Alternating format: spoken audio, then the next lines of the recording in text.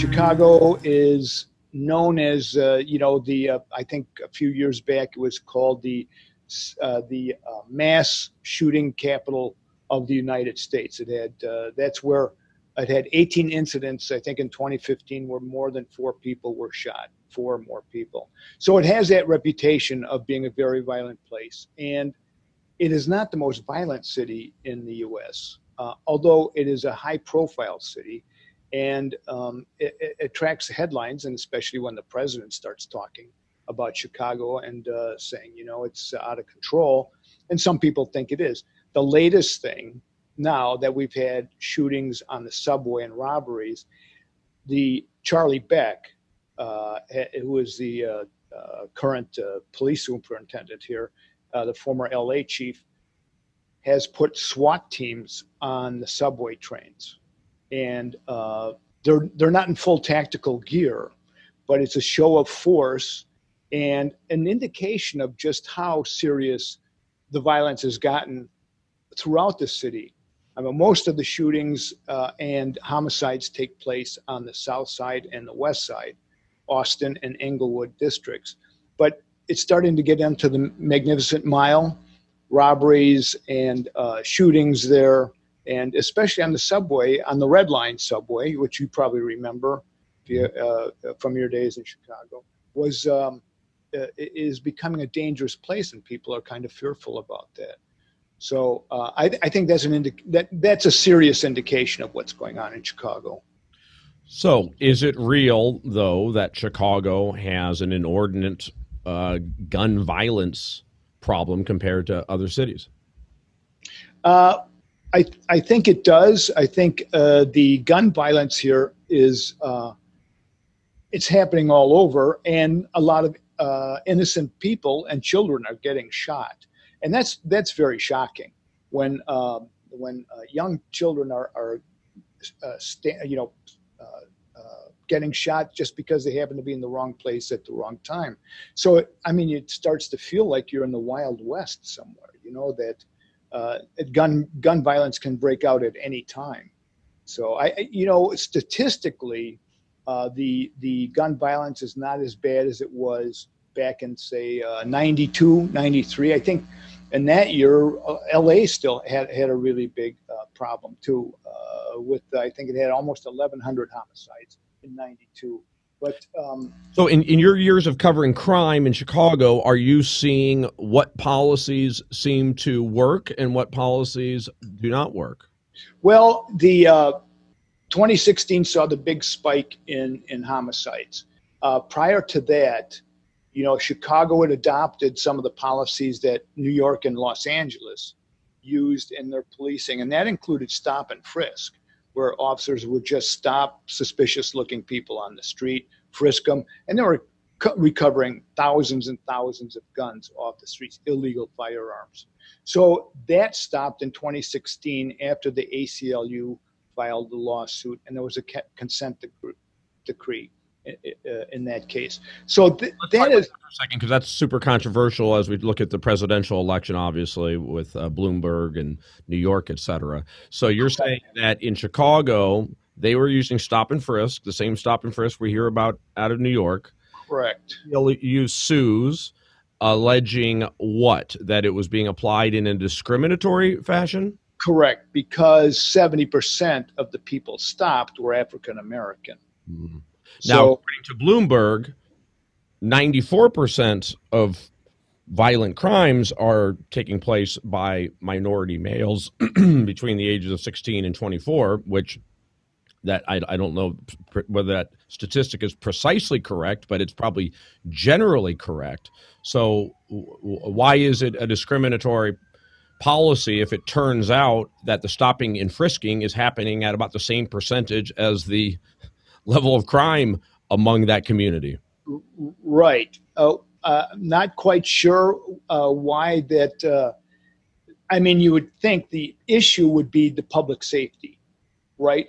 And the ACLU, and I'm not saying it's wrong, but I think the ACLU has taken a policy, a weapon away from the police department that allowed them to stop people and recover guns. I mean, isn't that the the purpose of the police department is to prevent crime. So yeah, there's a very dangerous trend going on right now that I see in this whole criminal justice reform, which there are elements of it that I support.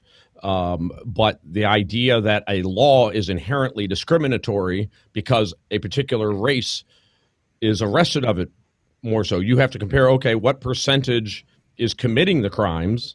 And the truth is, as it is true everywhere in the world, most crime is centered in poor inner city communities. And those inner city communities, at least in America, are more heavily minority. So you can't just simply say that, oh, because this law is adversely affecting this group, that there's something inherently racist about that law. And same thing with stop and frisk, that there's something inherently racist about stop and frisk because it's happening more in a minority community. Right. Well, I think that you have an African-American community that is sensitive to those issues.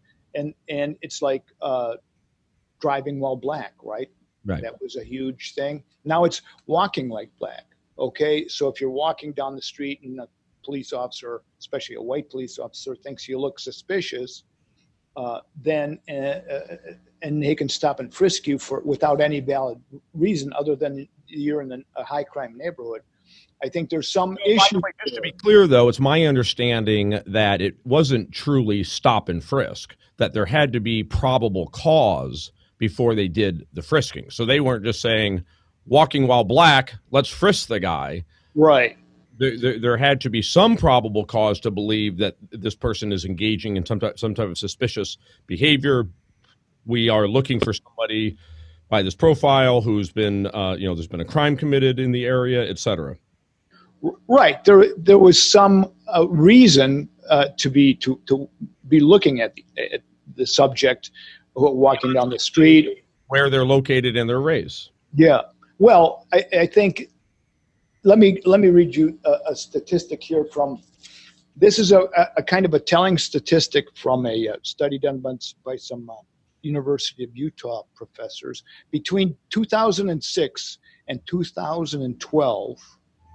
And the non-fatal gunshot victims, not homicides, but people who were wounded, there was 46.5 victims per 100,000 persons. That's the per capita rate, 46.5. Of those, whites accounted for 1.62 per 100,000, Hispanics 28.72 per 100,000, and African Americans were 112.83 per 100,000. That's an astonishing figure. So just to make sure I understood what you just said, comparing, let's just keep it simple, blacks to whites, over 100 times more gun violence against blacks than whites. Correct. Correct. And 90 some odd percent of that is black on black. Correct. It is black on black. And part of the problem in Chicago, and I think this has been recognized by the new mayor and Charlie Beck, is the culture of gang violence that has really started to rule some of these areas. And they're it's almost impossible to break, apparently. And I was talking to a retired homicide detective the other day, and he said, I would never pull up my car in front of a black person's house that I wanted to talk to for information because they were terrified that they would be targeted by the gangs and retaliation would take place. So there is a real wall of silence there in the black. You're saying police were concerned about that? The police are concerned about it. You would have a police officer is afraid to pull his car up in front of a potential suspect's home for fear that there'll be retaliation by gangs against that police officer. No, I'm saying that the police would not, this officer, and I think it was a general practice, they would not pull up in front of a potential witness's house in the inner city for fear that those people would be retaliated against. So there is very little information, witness information that police can get in many cases. So the clearance rate in homicides in Chicago is only 20%. That's pretty low. And in the meantime, you have all the law-abiding citizens in these communities that appreciate having the police there.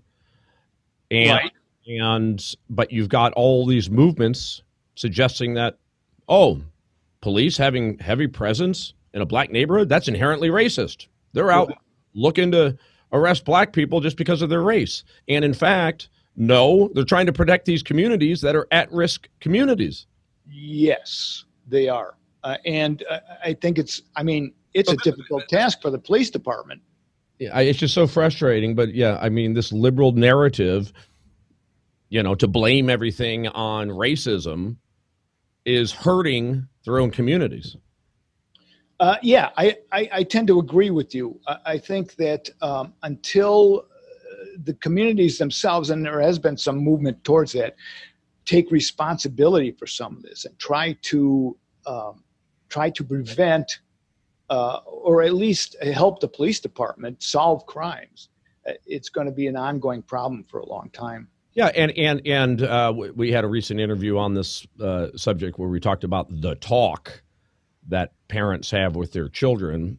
The talk being that, hey, if you have an interaction with police, do whatever they say. Don't run from police. Stop and talk to police, and be respectful of police, and so on. That's a talk that every parent should have with every child. Right. I was raised that way. I've never had any adverse reaction with police because I do whatever the heck they tell me to do, and I recognize that they're there trying to protect us. But if you raise your children to not trust the police, and the talk is, hey, you got to look out for these police because they're looking at you, and you have and you build this inherent distrust in a child when they see police, that isn't conducive to having an environment in those communities where people are cooperating with the police and helping them. Right. Well, I think there's some social problems that have led to this. I mean, there's a big problem with fathers who are not present in their families, and for a lot of kids, there's no guidance. I'm not saying that that's the case in all families in the inner city, but there is a lot of problem with absentee fathers, and there's no supervision for the male children, and then they are adopted by the gangs, and they're brought up by the gangs, and that's a culture that is very difficult. Now, LA, through gang intervention and community outreach, really helped lower the homicide rate in that city, and I think that's what Charlie Beck might bring here: more community outreach and more gang intervention attempts. It seems like you've had a lot of success in both New York and Los Angeles. I can just say that, during the time of the riots in the early 90s was probably the height of our problems, at least in my lifetime, and carjackings, et cetera. And right now, LA, generally speaking, feels like a pretty safe city. New York, certainly up until recently, I think has felt like a very safe city. You've had a couple very tough mayors in Giuliani and Bloomberg, and how they've addressed policing. And I mean, New York has had a spectacular turnaround. For people familiar, I've started going to New York in the 80s, and I kept my wallet in my front pocket and was constantly concerned about being mugged. And I don't have that feeling at all in New York anymore. Do you remember the subways in New York in the mid 80s? Yeah. It was astonishing to see the subway pull up at the platform covered with graffiti. It was shocking. Yeah. It was like, when I was there, it was like, wow, this looks like an alien world arriving here. So it has done a remarkable turnaround. And, Bloomberg's his feet are being held to the fire for the stop and frisk policies. And I'm not sure that the stop and frisk is such a bad thing. I mean, I agree that there are some issues there and police have to be careful, but I just think, how else are you going to get the guns off the streets? I mean, last year, Chicago police confiscated 10,000 guns. Well, The city it's a wanted. no responsibility society that we have. So, we don't want to suggest that the black community is responsible for its own problems. The message would rather be that no, the only reason you have these problems is this rampant systemic racism in America, when thinking people know that the level of racism in America today is at its lowest point that it's ever been. And that, in my view, it's at a level that is similar to the amount of discriminatory thoughts and actions there are regarding a whole host of communities: gay, overweight, uh, uh, Yeah, unattractive people. I mean, right. there's discrimination out there against all types and all kinds for all kinds of reasons, Yes, right? I And agree. to highlight race as the big problem when it comes to discrimination is just dead wrong. And I really disagree with raising your children to believe that, hey, it's going to be tough out there for you. You're going to really have to overachieve because there's all these obstacles for you, and people are going to be looking at your race and looking at you differently and so on. I mean, is that a healthy way to raise a child? Or should you raise a child to believe that, you can go out and be anything you want to be, which has been proven again and again and again and again and again for everybody, regardless of race, sex, and religion. Hillary Clinton was the Democratic nominee for president. She's a woman. We've got now Buttigieg, gay man, winning in Iowa, right? Yeah. We have Right. Barack Obama, black man, president of the United States. If these things don't prove that anybody can achieve anything you want in America, as long as you put your nose to the grindstone and work hard, that's the message to be telling everybody. That's the message to be telling our children. That is America. Yeah, I agree. I mean, I think it's still difficult for black people more than it is for white people. I mean, I feel that if I was a black guy, I would probably have to work harder than I did or strive harder than I did. But I had great parents and a good family upbringing. My parents were not racist whatsoever. So, I just think that that's how all people. I agree with you, but my point is there's challenges for everyone. There's economic challenges. I mean, do you think the Cosby kids have had it tougher? He's a bad example now because of what's happened to him, but this is an example that I've always used when I talk about these things. But let's say Michael Jordan's kids, you Right. think they have it tougher? I mean, No. Michael Jordan's kids? No. Exactly. But I was going to mention Cosby earlier. It's funny you brought up his name because, when he gave that talk, like to a black audience, you have to take responsibility, right? You have to, and he was roundly criticized. I thought, why would you criticize somebody for telling you, you have to take responsibility for your life, right? And if you have to work harder, then you have to work harder. If those leaders are in short supply, unfortunately, in the black community because it's a lot easier to preach victimhood and discrimination. But I often point out that Barack Obama, when he first became a candidate for president, he was saying those tough things about the black community and the importance of fathers taking responsibility and so on. But once he got ingratiated into the Democratic Party and ultimately became president, he, in my opinion, sold out on that issue. I thought that he could have done so much more in going into the black communities. But, when you've got the Jesse Jacksons of the world coming to visit him in the White House and, it's like, okay, do I really want to take on a fight with the leaders of the black community when I got all these other things to deal with? Screw it. I'll let them keep that issue. Yeah, I think,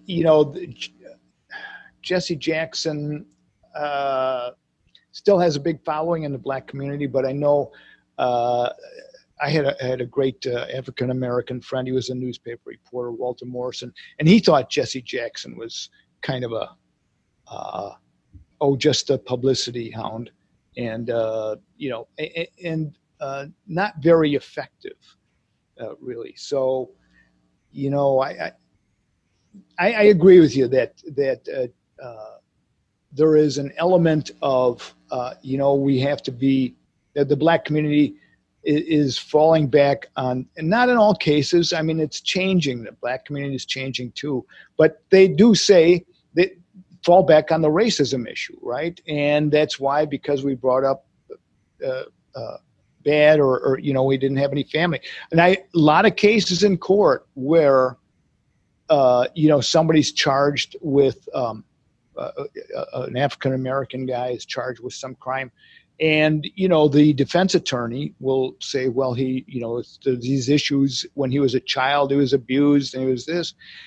And I always think, well, a lot of people were abused when they're children in some form or another, or somehow, underprivileged, and they don't go out and kill or try to rob people. So I'm kind of don't give that much sympathy. A lot of people are hurt when they're growing up. Yeah.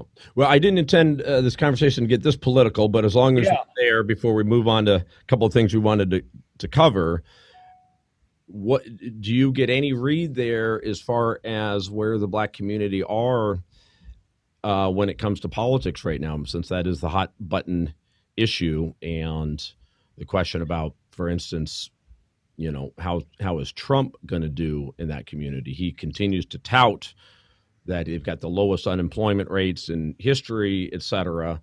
And is he really in a position to lure more of that vote than Republicans ever have before? Yeah, I don't see that happening. And I don't think he has any sort of historic connection to the black community, or working or donating funds, or any sort of higher profile publicity with the black leaders. And I don't think, Chicago has Lori Lightfoot now, a gay mayor, and a former federal prosecutor. So she's tough. And I don't think she's going to lend any support to Trump. And I think the black community looks, not only in Chicago, but in other cities, looks to Lori Lightfoot as this sort of new ray of hope for the black community that feels it's been underprivileged and, just suppressed. The black African Americans are about 13% of the U.S. population, and they really command a great deal of publicity and press, which they should, because it's historically they have been really suppressed. And I remember when Dennis Hastert was Speaker of the House, I had a chance to ask him. I said, and it was a topic on Capitol Hill, reparations for slavery. And I said, what do you think about reparations? It's being talked about. And you would have thought I slapped him in the face. It was something he did not even want to discuss. And I thought, wow, you're Speaker of the House. You should at least have a diplomatic response to that. Like, how would we do it? Where would we get the money? How would you divide up the money? But I think it's a fair question to at least discuss and have a rational discussion about. Don't you think? Well, yeah, I think it's Tom Steyer is the one who's throwing out the reparations term. Right. But I saw him interviewed recently where he didn't necessarily equate reparations with cash payments. He's suggesting that a panel be set up to analyze the effects of long-term systemic racism with that community, and then to seek to repair it through whatever means, right? Right.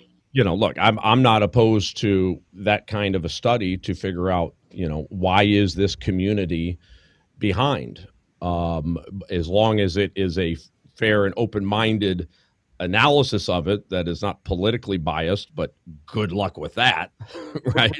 But because, I think there's a decent argument that the problems that exist in that community today are not necessarily a result of a history of slavery or racism, but issues in this community with, again, as you said, lack of black fathers is very significant, or lack of being raised.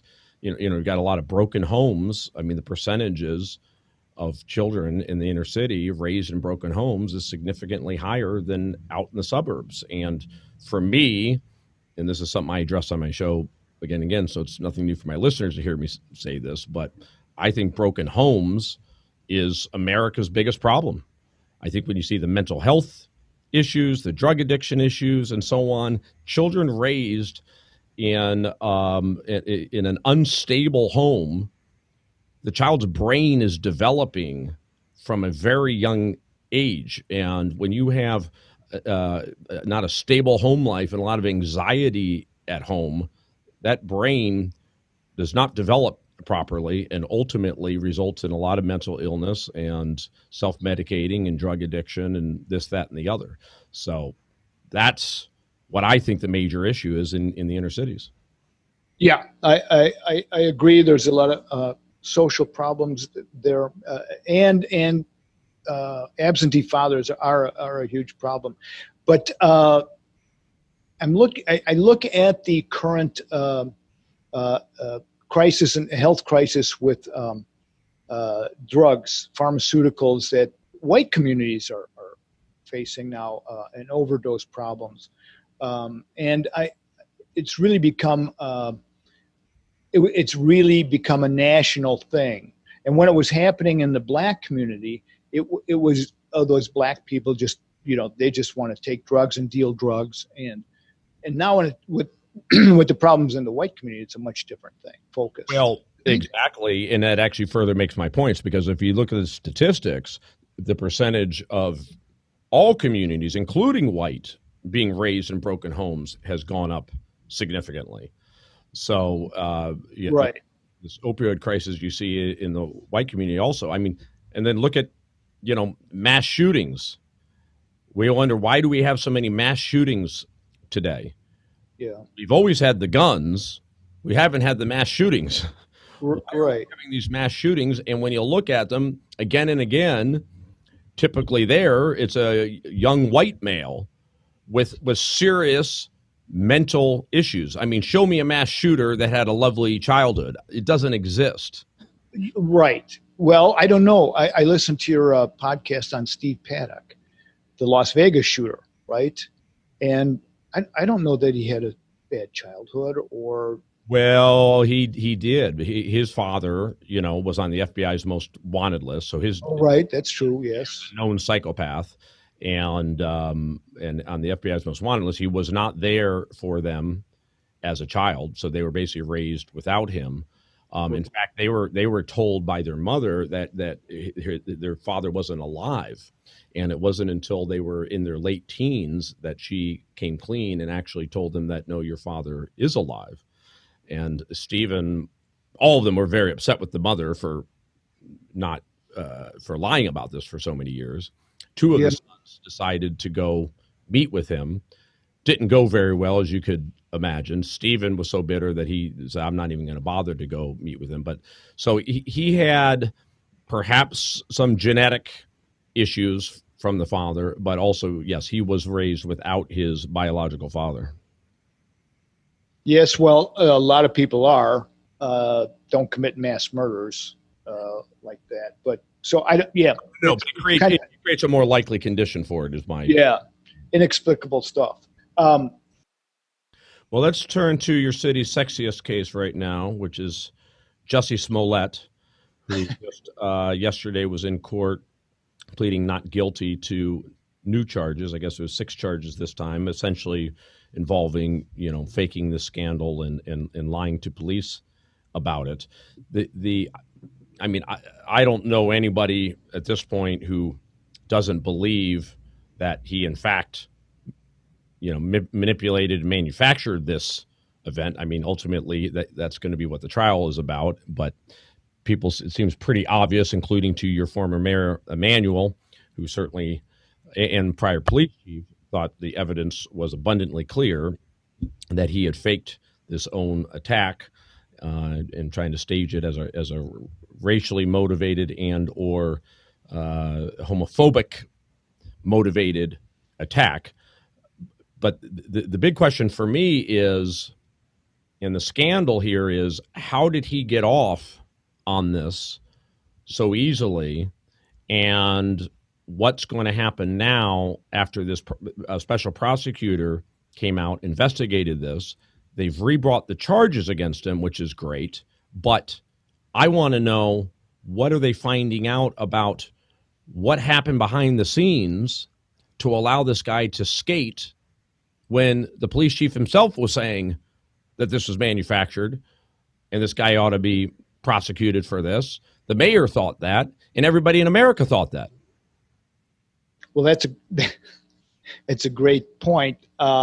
Even I thought when it first happened, I think it was February last year, when it first happened, I thought, that just sounds really, I don't think you get two guys walking around at 1 a.m. with MAGA hats on with a noose that they're just waiting for some guy to come out, some African-American guy to come out and abuse him. I thought, that sounds ridiculous. And happened to recognize him as a star on this show when, in fact, the guy wasn't a very big star on the show. Right. But not only were they looking for somebody to beat up, apparently, they happened to recognize this guy as, there's, at 1 a.m, there's Jussie Smollett, star actor of Empire. Let's get him. Yeah. Right? I know it seemed ludicrous to me, but as to the point about how these charges were dropped, that's a great question. I don't know if we'll ever find out. It would be great if Dan Webb, who issued the new charges, right? He's the former U.S. attorney for the Northern District of Illinois, and prosecuted a lot of corruption cases back in the 90s. Is he a special prosecutor?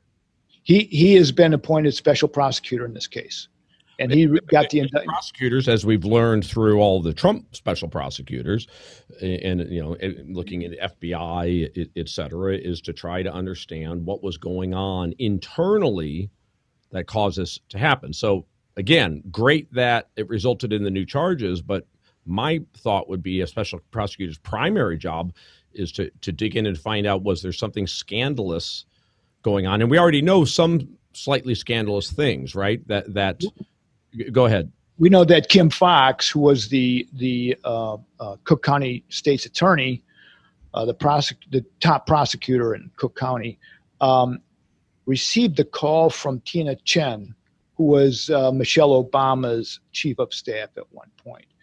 What that conversation was about is unclear, but it followed the charges, the indictments against Smollett. Tell me what we know about Chen other than being chief of staff for Michelle Obama. Well, she still is a influential person. I'm not sure what she's doing right now, but she obviously has some connections and knows Kim Foxx. Is she a lawyer? I'm not sure she's a lawyer. I don't think so. She may be. So it appears that somehow Smollett or his people had a connection to Tina Chen, who has some clout in Chicago, being Michelle Obama's chief of staff formerly. Yes. And they employ her in some way to please weigh in on behalf of our client, see what you can do, which, by the way, is very common.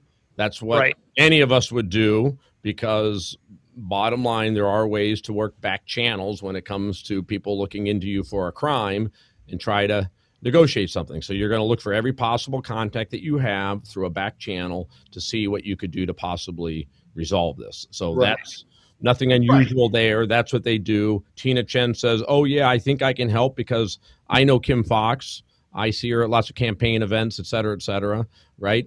And so she talks to Kim Foxx. We don't know what that conversation is. Correct.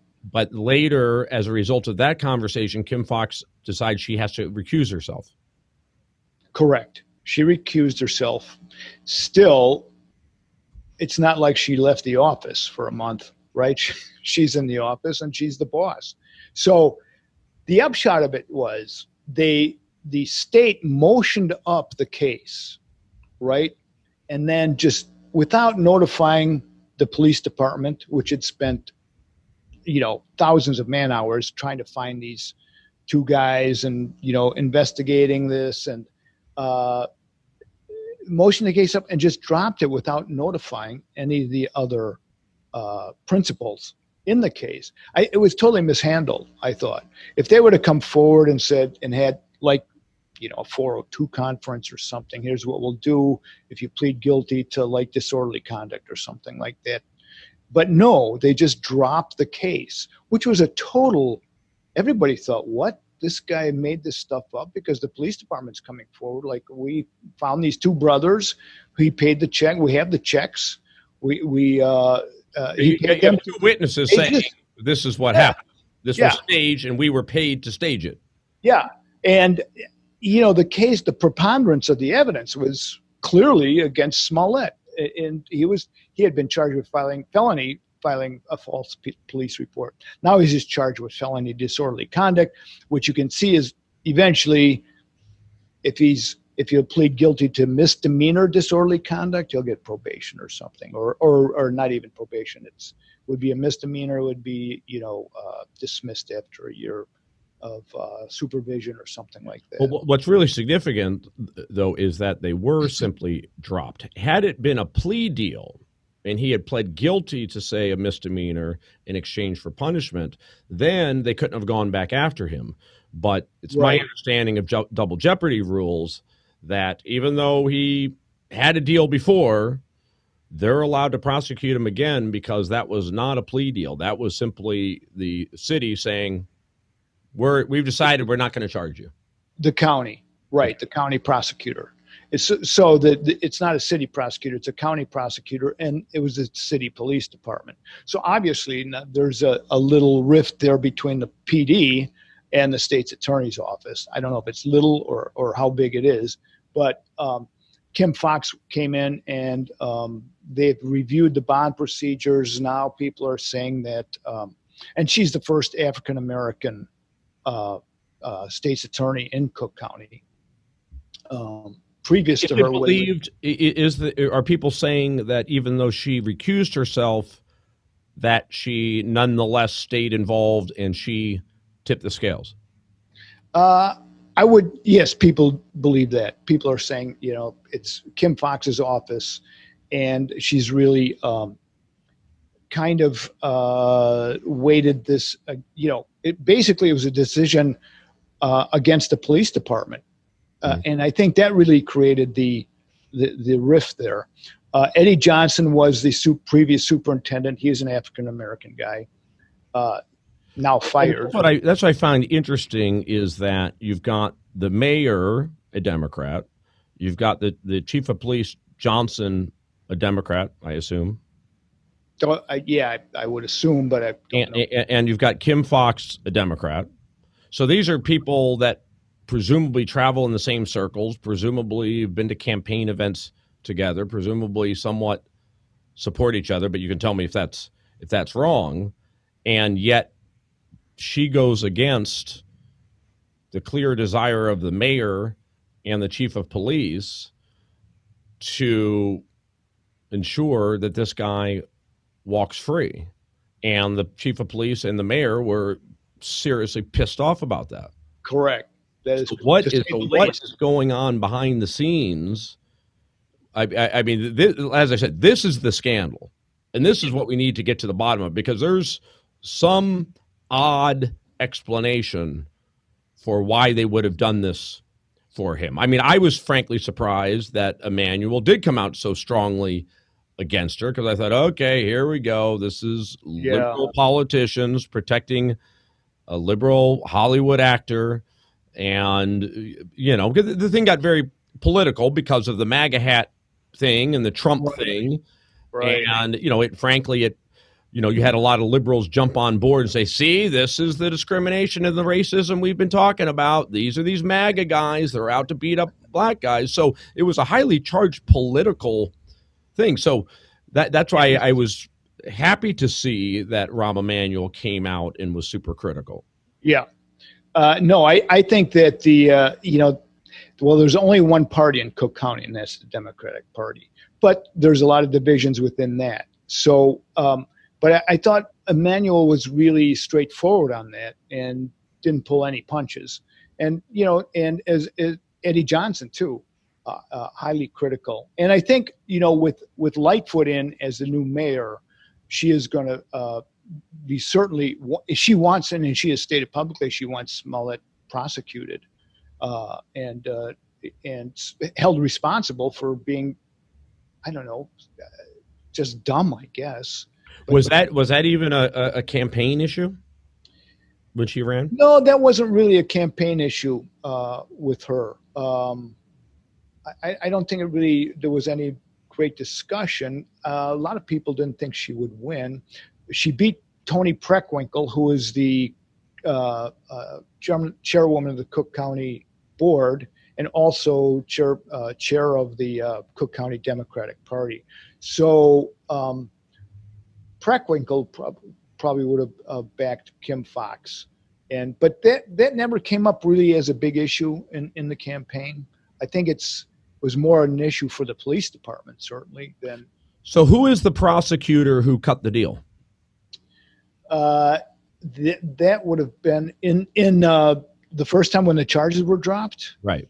Well, I would say, Kim Foxx had a lot to do with it, and but she's denying that. So who's the person? She recuses herself, and therefore who took over?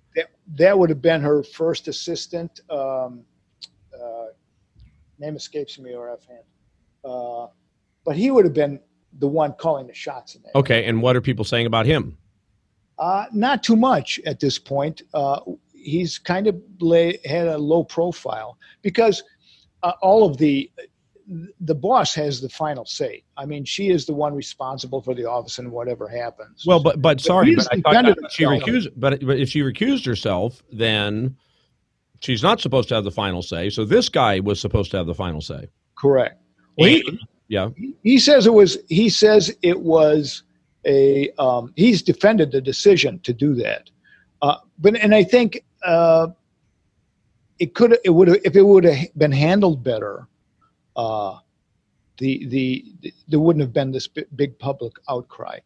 But remind me, when he cut that deal, was he saying that we're cutting this deal because we don't think that that Smollett was guilty, or that we don't think that we can prove that he was guilty? That was never explained. I certainly they could prove that. I think the preponderance of the evidence was that Smollett did rig this sort of confrontation and false story to gain sympathy so he could get a pay increase on Empire. So the argument would have been, but at the end of the day, this is a relatively petty crime. He's going to forfeit his $10,000 bail. Right. And I forget, was there anything else he was supposed to do? Some community service or something? Yes, some minor community service work, But Bill Conway, who is currently running against Kim Foxx for state's attorney, seized on a Cook County case in which a young black woman was charged with felony filing a false police report over some sort of financial transaction, phony, where she got $2,000 or $3,000, and she was charged with a felony, and a Cook County judge made a big issue out of it, Mark Martin. And he said, how come you're not getting off like some other people do in Cook County when they file false police returns? So it's become a campaign issue now for Conway and Kim Foxx. And it has really become more than just a disorderly conduct case against Smollett, filing a false police report, which is a fairly minor.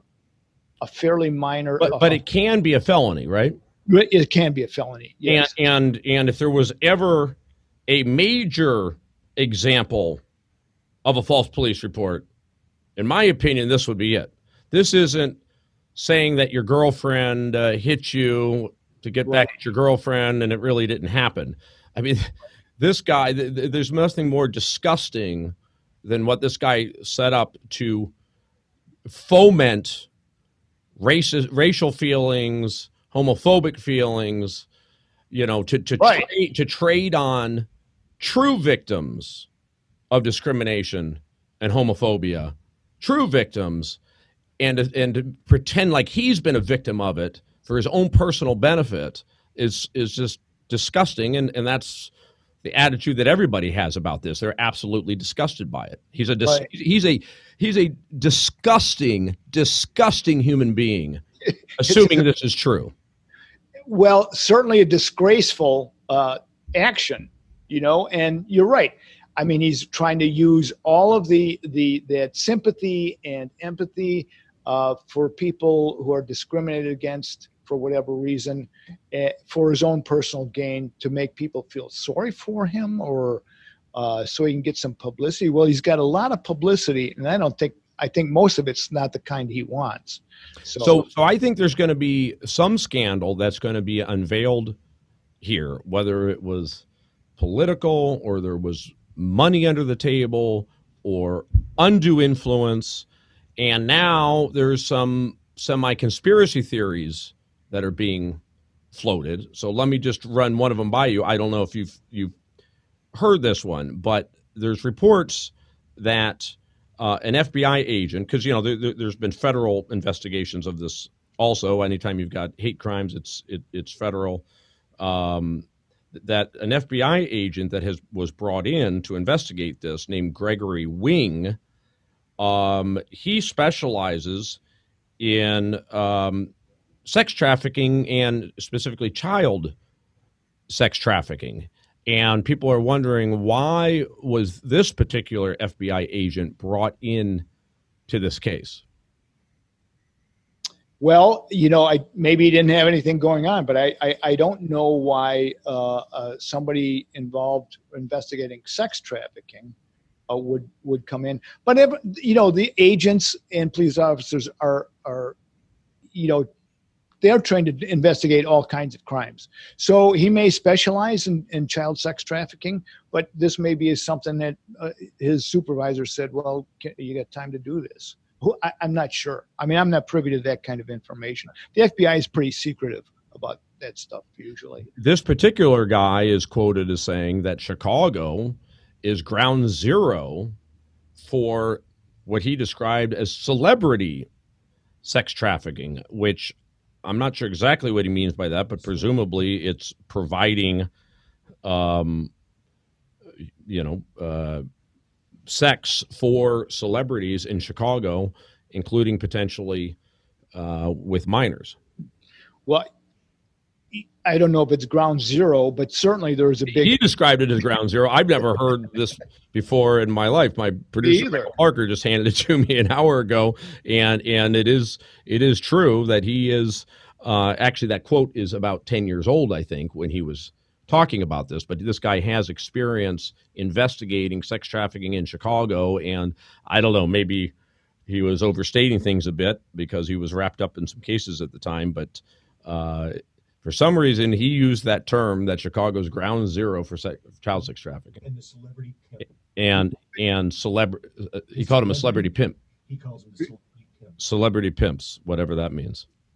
As Mr. Crime in Chicago, is this something that you've run across? Well, sex trafficking, yes. There's a lot of sex trafficking in Chicago and the Chicago area and the Chicago suburbs too. And human trafficking as well. Celebrity sex trafficking, I haven't seen many celebrities convicted of that. So I suppose crazy, if you want to just take it to where this potentially would lead, but we're really speculating now, so I'll just throw out this go beyond that. But that is it possible that Smollett was involved in something at a higher level and they didn't want him to talk about that or try to plea bargain out based on information that he knows, and so some back channels were used to get him off so that something larger was not exposed? I don't think so. I mean, there was so much time invested in this case on the part of the Chicago Police Department with detectives, and they would have uncovered anything like that. They talked to hundreds of witnesses and hundreds of people. I just don't buy that whole thing that Smollett was involved in some sort of sex trafficking ring for celebrities, and that they're trying to cover it up now. They found out. It's a stretch, but I think we both agree that influence was exerted, and pretty strong influence to get somebody off of something that the nation was shocked by, the mayor was shocked by, the police chief was shocked by.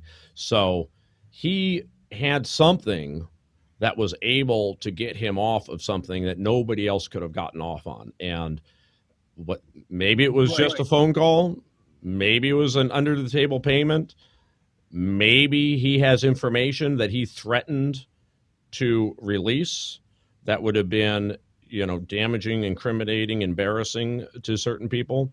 We don't know. I would think that would have come out already, but I do think that Kim Foxx really had no idea, and her first assistant, Magatz, that's the guy's name is Magatz, really didn't have any idea the furor this would cause. I think they were just naive about the potential publicity backlash and the potential backlash from other people in the city government and the county government as well. So I just think they had no idea. I just think they thought, oh, we can do this and we'll drop it and it'll be okay and it'll go away. Well, because Kim Foxx was not a greatly experienced prosecutor in the first place. So she had done mostly juvenile work. So I just don't think she had any clue. And I'm surprised that Magatz had no clue either. So let's talk about Blago before we let you go. Blago?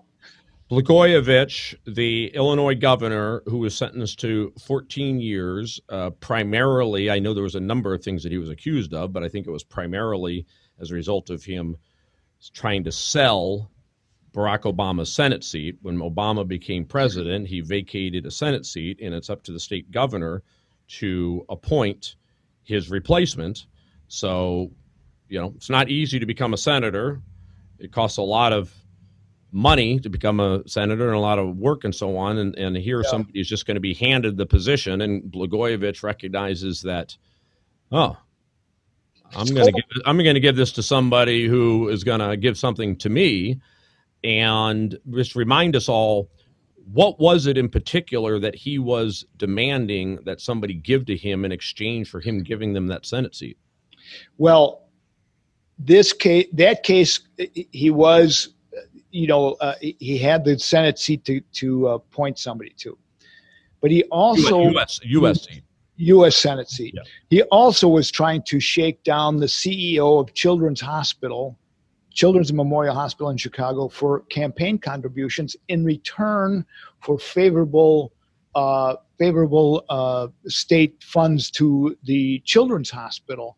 So he was trying to basically extort money from people. And I'm sure when he said, "Oh, this is golden," about the U.S. Senate seat, famous quote from him, I'm sure that's what he was thinking.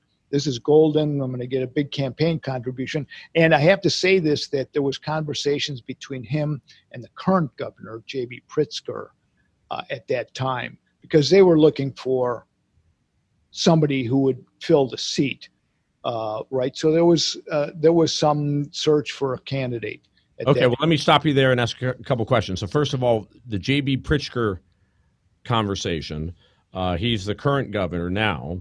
Correct. What was the conversation about at the time the Senate seat was available?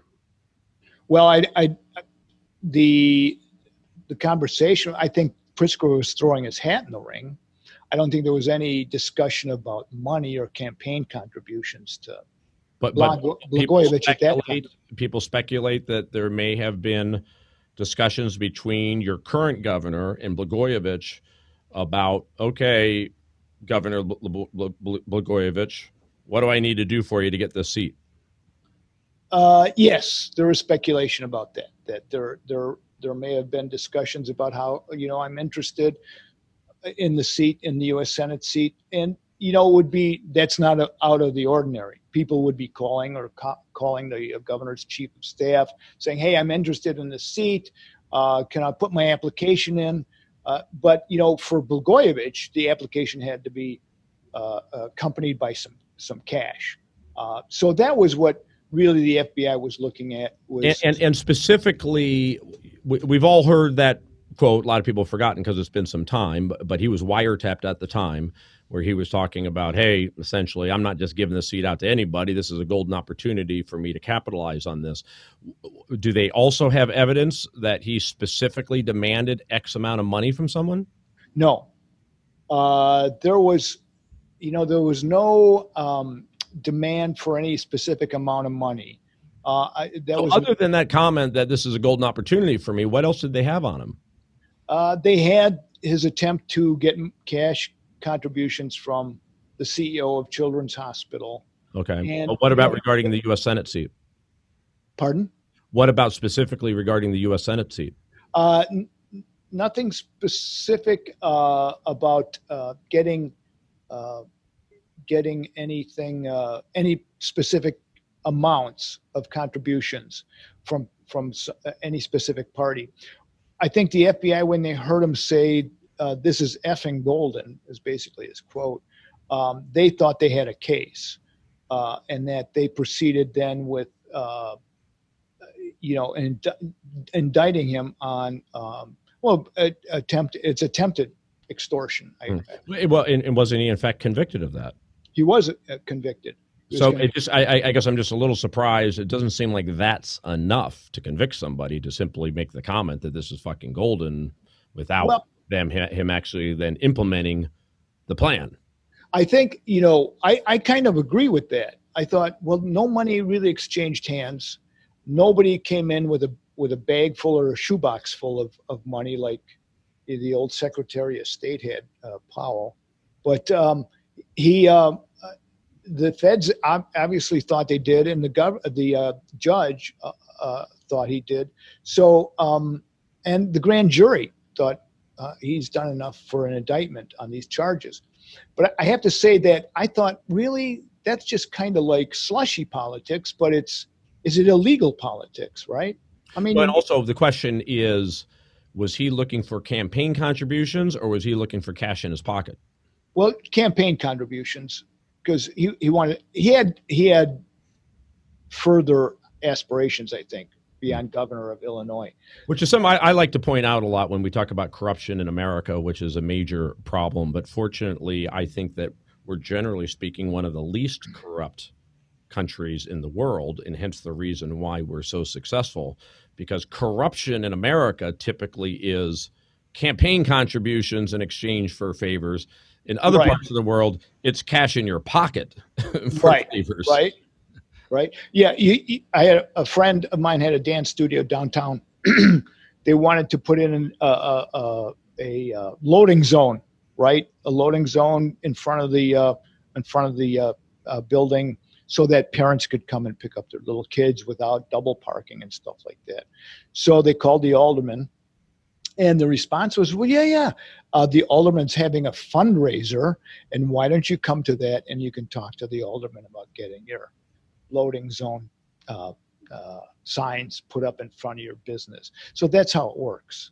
And yeah, I don't think anybody feels terribly bad about the idea that if you make a campaign contribution, the guy is more likely to speak to you. I mean, that's... Well, I have to say, when he was sentenced to 14 years, I thought that was very over the top. I just thought 6 years would have been fine, but 14 I thought was too much. Well, it turns out one of the smartest things that he did was appearing on Celebrity Apprentice. Because but for that appearance, he probably wouldn't have gotten this commuted by Trump. Yes, I would say is Trump is very, very easy to play Trump. If you like him, he likes you. Yeah. If you don't like him, he does not like you. It's that simple. And it is. And Blagojevich, I'm sure, developed a relationship with Trump through being on The Apprentice, and Trump never forgot that. That's not to say there wasn't, I'm sure, lots of back channels to ultimately get this pardon, because pardons aren't easy to get. But there's no doubt that it all emanated from his appearance on The Apprentice. Yeah, I agree with that. He made that contact. And, the thing about Blagojevich was he's not like an evil guy or anything. I mean, when he was a congressman, he helped, because he speaks Serbian. His parents were Serbian. He went over and helped negotiate with Jesse Jackson the release of some U.S. military people held by Slobodan Milosevic back in, I think, 99, things like that. So it's not like he's a total evil, criminal mind kind of guy. He's just brought up in the Chicago way and thinks that's how politics is run.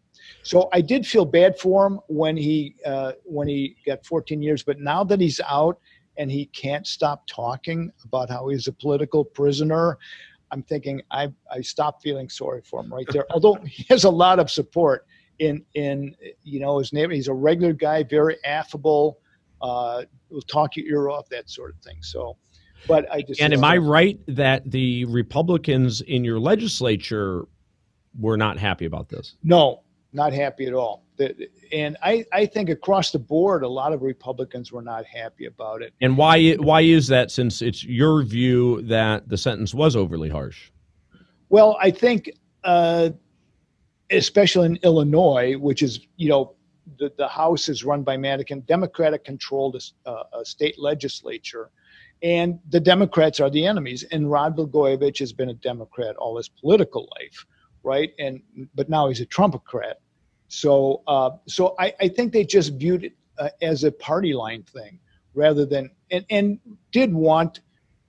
would like to see the Democratic power brokers in the state broken so that, the Republicans have an equal say in what's going on. That makes sense. I had forgotten for a second that he's a Democrat. So obviously the Republicans were going to do what they're going to do. Yeah. And he wouldn't have been anywhere if he hadn't married the daughter of Dick Mell, a really clout-heavy Chicago alderman. And that's how he really got started in politics.